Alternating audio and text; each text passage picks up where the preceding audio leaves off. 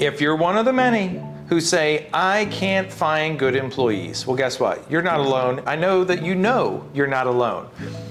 However, it is not one of those insurmountable things. It's not one of those things where there is no answer to the end, because I have 5 ways, 5 things you can do to ensure that you are fully staffed and you have good employees on your team.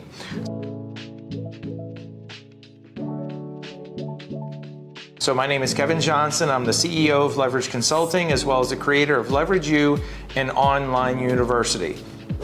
And as I said, there's 5 things that you can focus on, 5 things you can do to ensure that you are fully staffed, you have a team full of professionals, a team full of people who like being there, and ensure that you have a full staff to ensure that you run a great business, your great representation of what it is that you want to do, you achieve your goals, and so on.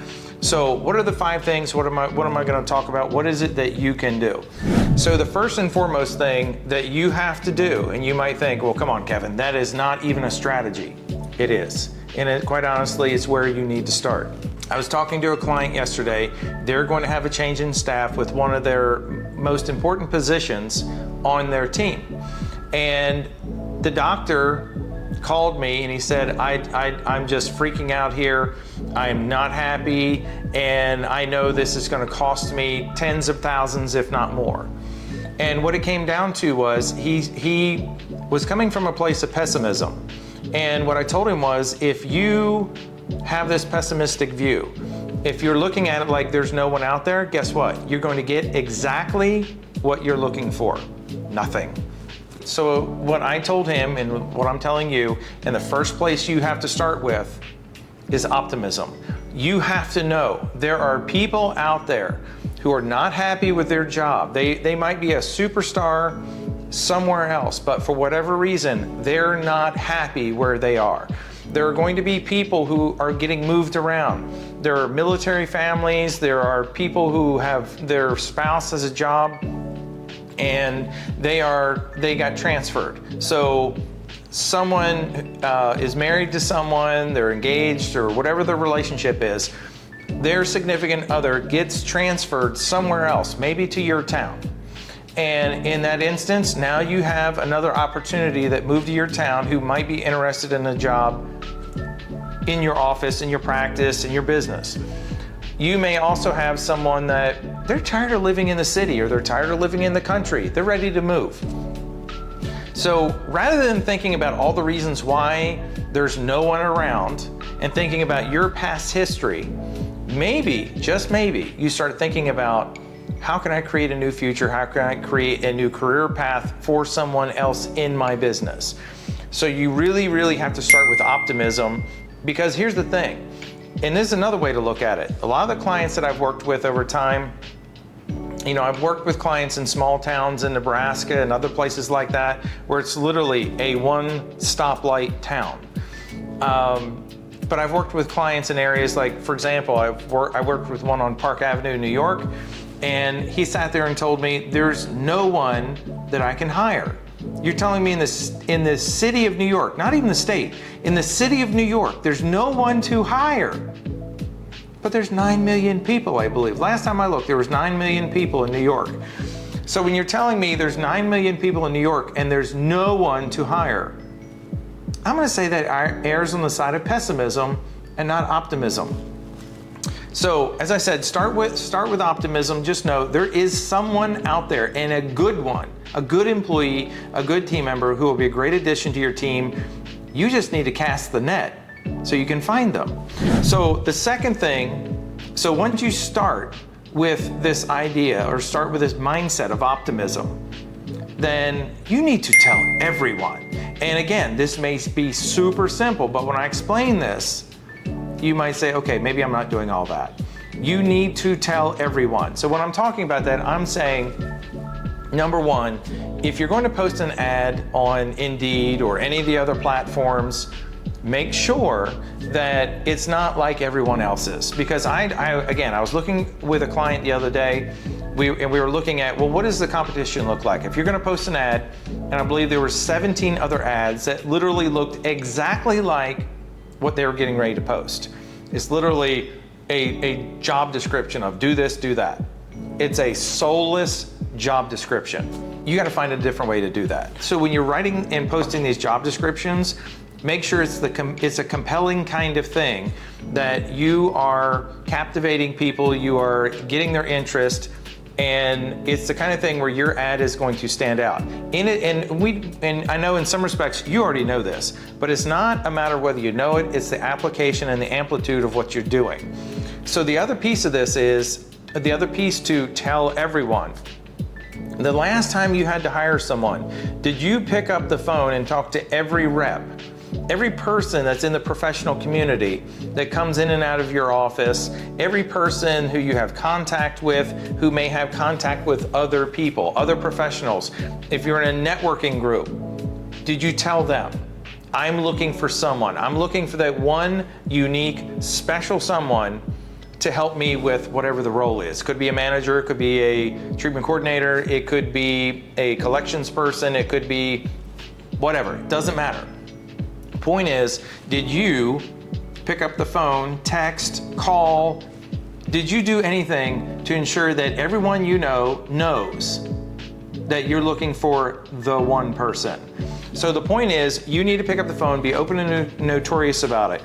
They go in and out of offices. The only thing it's going to cost you is a little bit of time, a little bit of effort. Those ads on Indeed are crazy expensive. Ads you put in other platforms, crazy expensive. How much did that phone call or text or email cost you? Pretty much next to nothing. So you need to be open and notorious, because you just don't know who knows who. It's the power, that we used to talk about, the 6 degrees of separation. And just now, I saw something on my phone, and I knew someone who knew someone else, or knew someone, so I knew someone in need, and I knew someone else who could take care of it. And they're literally on two opposite ends of a state, but I made the connection. And you just don't know who knows who. So the next thing is, you have to keep your eyes open. So when I'm talking about the next thing, so the third thing on my list is you have to keep your eyes open. And again, may seem super simplistic, and I really do believe that too often we're looking for the difficult solution. We're looking for the expensive solution. And you may agree with me on this, hopefully you agree with me on this. All too often we're looking for this new whiz-bang app, website, or all these different kinds of things. And I want to do a separate video on this at some point down the road. But my wife and I, Shelly, have been, we've probably hired 3 or 4 people doing exactly what I'm getting ready to tell you. We've hired 3 or 4 people where we've been out in the community, and we went to a sushi restaurant where we lived, and there was a young lady who came to our table, and it's a sushi restaurant we eat at all the time. It's a server I've never met before, never seen her before, came to our table, huge smile, just like I would almost wanted her to sit down and eat with us. Fantastic person. And she said, do you want to try the tuna appetizer special? And I thought, well, I don't know. What is it? And she proceeded to tell us all about the tuna appetizer special that had 3 different kinds of tuna. They came from 3 different parts of the tuna. And she went into great detail talking about how this segment of the tuna it kind of resembles bacon. It has a similar consistency, similar flavor, but it is tuna. This part of the tuna is and I'm like, I'm kind of interested now. And the funny part is, she talked me into buying a $40 appetizer. I don't buy $40 appetizers, period. But yet, she was able to get me to buy a $40 appetizer, and I didn't regret it. And it's funny because it was more about the experience of buying the appetizer than it was about the appetizer itself. By the end of the dinner, we gave her my wife's business card, and we said, if you're looking for a job and want to do something different than what you're doing right now, we would love to talk to you. We've done that at least 4 times. And you walk around, you shop, you network, you are out in the community, in the grocery stores and everywhere else. When you meet these folks, they've already done the interview. When you go do a normal interview process, you're asking for a resume. Great, I can put that in ChatGPT, and I can create a fantastic resume. It doesn't tell you how qualified I am. When you watch someone in action, whether they're working in retail, whether they're working, restaurant, whatever it is, doesn't matter. When you see them in action, you've already done most of the interview. You've seen their body language, you've seen how they talk to people, you've seen their work ethic, you've seen everything in 5 minutes. It will tell you more in that 5 minutes than doing a 1-hour interview. Why? Because they weren't putting on a good show for anyone. This is who they are. So when you find people like that, start giving out business cards. And when I told you we've hired 4 people, we've given out way more business cards than that. It's just we ended up connecting with 4 people who were in the right frame of mind and they were looking for something different. So always be looking for someone else. Even when you're not looking to fill a position right now, just keep giving out business cards, because they may show up at some point and say, here's my resume, when you're ready, I want a job with you. So the next one is, are you in sales? And you may wonder, well, what am I talking about with that? We're not in sales. We have an oral surgery office. We have a dental office. We are a real estate team or a real estate agent. It could be a muffler shop. Again, anybody, and if a friend of mine was talking about this the other day and actually posted it on social media, how many of you think that all professions are in sales? And my response was, everyone's in sales, even if you're not in sales. So even if you had a garbage collection man who was interviewing for a job, he is selling himself to the company saying, I'm the person you're looking for. He's in sales. He's not selling garbage, and he's not selling garbage pickup. He's just selling himself that he's the right guy for the job. So you have to consider the fact that you're in sales. And when I'm talking about this, you've posted an ad, you put it out there, and then you've asked them to send you a resume. But this is literally just a blind date at this point. So now you're at a point where you have to now sell them. So you're going through an interview process and you're asking them a series of questions. Hopefully they're asking you a series of questions. But there's a time and place in that interview that you should be selling your office. Because if your only thing you're doing is going through, here's the job description, can you do it? Well, that's all you've boiled it down to, is just this very mechanical, soulless conversation of, can you do the job, okay? But that's not why people join a business. That's not why they become part of a team. Part of it is the money, but part of it is everything else. So what kind of hours do you offer? It's kind of basic, but still, it's part of what you have to offer.